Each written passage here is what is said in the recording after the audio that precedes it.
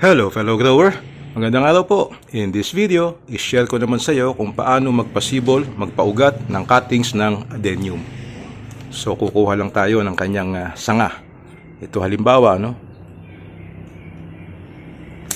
Kupitin natin. Mag-iwan lang tayo ng ilang pulgada na kung saan pwedeng tumubo yung mga bagong sisibol na sanga. So ito, may encourage na ito na lumago dahil naputol na yung kanyang lead. Alright. Dito, kumuha rin tayo. Yan.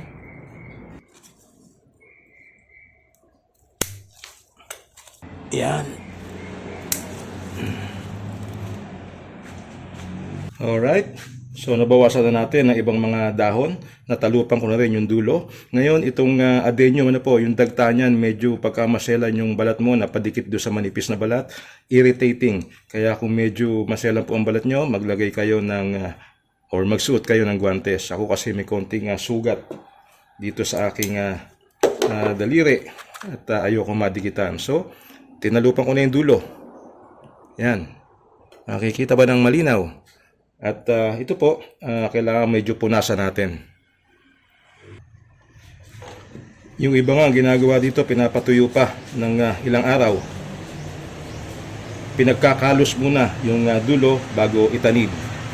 Yung pong ganon ay siyempre, gusto mo makasiguro, kaya mo ginagawa yung ganon. Hindi ko pala natalupan yung iba. Yan. So, punasan lang natin ganyan. Alright. So dito naman, itong ganitong klaseng cutting, pwede tayong gawin itong dalawa actually. Kaya lang, pagka ganito na medyo bata pa o mura pa itong ating cuttings, ang tendency po niyan, itong mura ay hindi mag-uugat, matutuyo lang siya. So dapat medyo magulang yung cuttings na ating kukunin. So ito pala, hindi ko pa na balatan. Ginaganyanan ko lang po, yan. Yan. Ganun lang kasimple. Kasi dito sa kanya lalabas ang bagong ugat. Hindi po sa ilalim, sa gilid lumalabas ang ugat. Sa observation ko din, doon sa mga nauna ko ng ginawang cuttings. Yan. Alright. And then, ang susunod na gagawin natin dito, ay i-dip natin siya sa fungicide. So ito po, Mancozeb. Mancozeb ang ginagamit ko na sausawan. Ito nga palang dahon pwedeng ubusin mo kasi po habang nagre-recover ito makikita mo malalagas din yung mga dahon na yan. So pwedeng tanggalin na rin. So dito sausaw mo lang. Yan.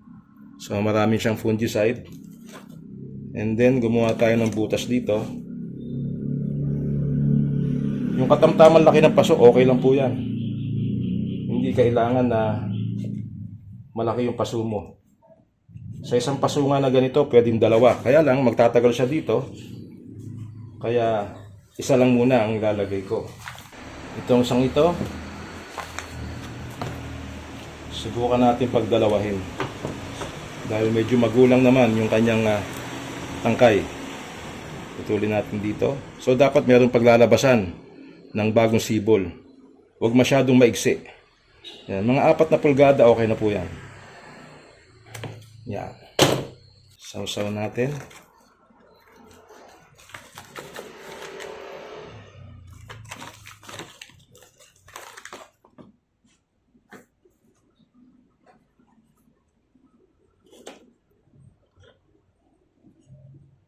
Okay. Ito, pwede pa rin itanim ito. Alright. Then, ilalagay lang natin ito sa lilim. Huwag nating hahayaang maarawan muna. Mga 1 linggo or hanggang 2 linggo hanggang hindi tayo nakakakita ng bagong lumalabas sa kanya, bagong growth, ay wag muna natin siyang paarawan. O nga pala, wag din itong didiligan agad. So ngayon hindi ko siya didiligan kasi meron siyang fungicide. Yung fungicide na yun mawawash out pagka diniligan mo siya. At the same time ay moist na rin yung aking lupa. So didiligan lang ito pag nakita mong tuyong-tuyo na yung kanyang lupa. So siguro ito mga after 1 week at saka nang natin pwedeng diligan pag natuyo ang lupa. At ito naman yung dati ko nang pinaugatan na cuttings. So in this video, iriripat ko naman siya ngayon para makita natin kung lumaki na ba yung kanyang ilalim.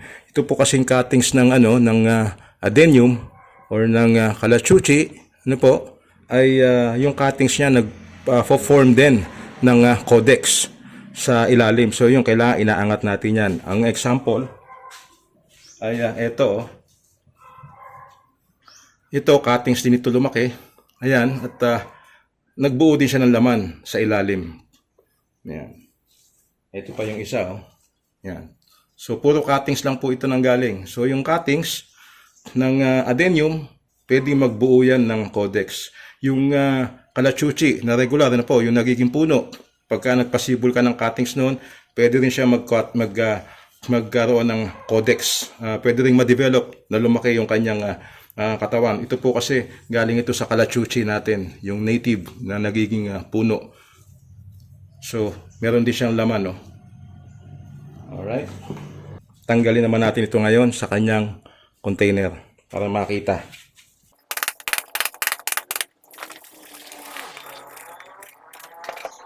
So ayan, oh. So cuttings lang ito. Pero nagkaroon din siya ng codex. So hindi totoo yung sinasabi ng iba na pagka nagpatubo ka, nagpaugat ka ng cuttings lang ay hindi siya magkakaroon ng codex.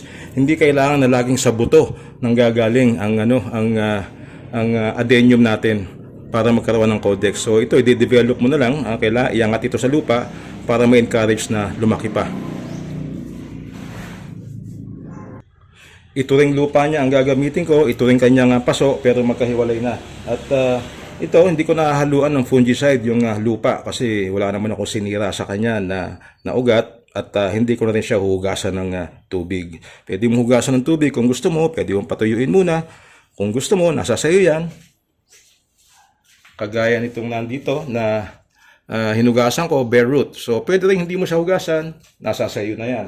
Kagaya nito, hindi ko ito hugasan, diretso, tanim na to, iaangat ko lang siya.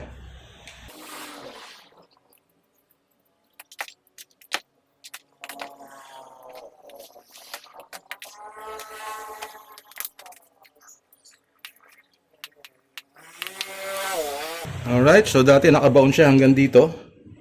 Ngayon, nakalitaw na itong kanyang mga ugat na malaki na magsisilbing codex niya.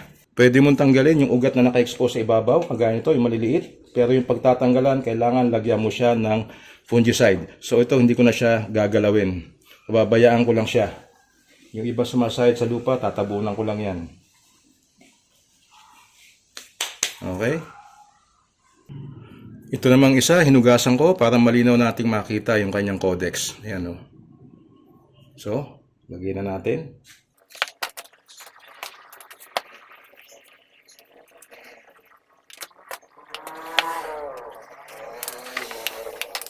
So, ayan. Ito yung isa na yan. Ayan.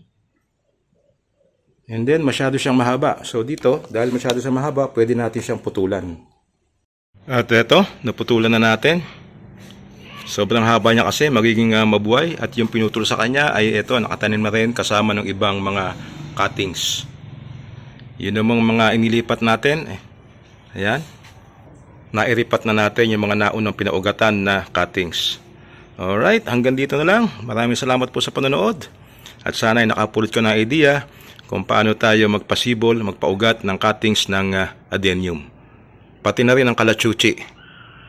Maraming salamat sa panonood at magkita-kita tayo sa iba pang mga videos ni Late Grower. Bye-bye!